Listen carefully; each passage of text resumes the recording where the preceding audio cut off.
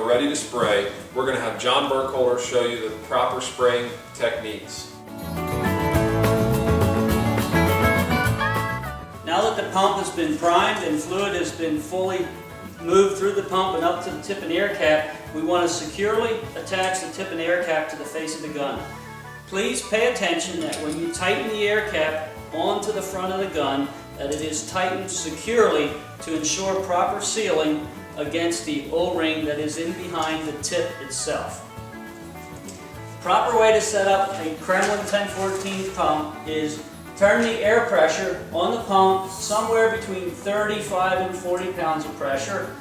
Leave the atomizing air, which is the gray knob, turned in the off position, and then pull the trigger. You're going to see a pattern that's 80% developed, and it's got sharp tails on the outer edge. The proper way to set it up is pull the trigger, increase the atomizing air until your fan pattern is fully developed and there's no outer tails. That typically in most wood coatings is going to happen somewhere between 10 and 20 pounds of pressure on the gray regulator.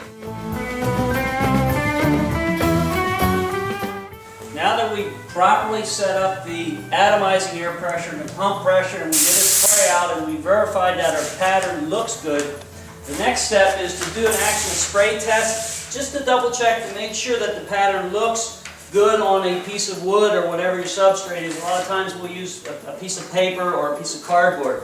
You want to go ahead and do a quick spurt on the gun, and you want to check your pattern and make sure that it's consistent the whole way across. You'll notice if I have my atomizing air turned too low, you're going to see tails on the test pattern. You can notice the outer edges are heavy and the center is light.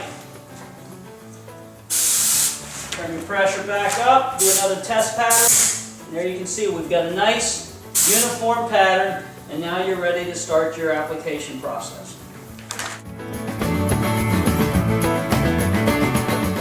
Now that we've set our proper pump pressures and our proper atomizing air pressures, I want to go through a short demonstration on how to properly coat a piece of wood, metal, or whatever the substrate is that you're coating. Always remember, proper gun to part distance, that's the gun from the part, should be about 6 to 8 inches. And every time you're making a pass, you want to always do what we call 50% overlap, where the wet edge of the part that you just sprayed is where you center your gun on. I'm going to go ahead and do a demonstration. There's my 50%. I'll line up the center of my gun to the leading wet edge. Always remember to trigger the gun when you're not on the part, because that will drastically affect your coating consumption throughout the course of the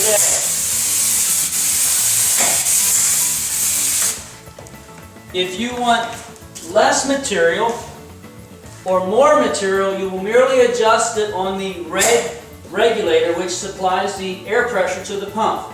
Most wood coaters are going to start between 30 and 40 pounds. People that want to spray faster will move up into the 40 or 50 pound range.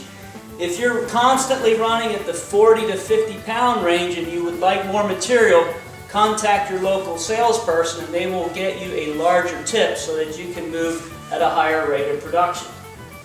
If you're finding that you have the pump set at 30 pounds and still feel pushed for speed, in other words, you're getting too much material and you're not comfortable, at that point we're going to drop you down to a smaller tip size.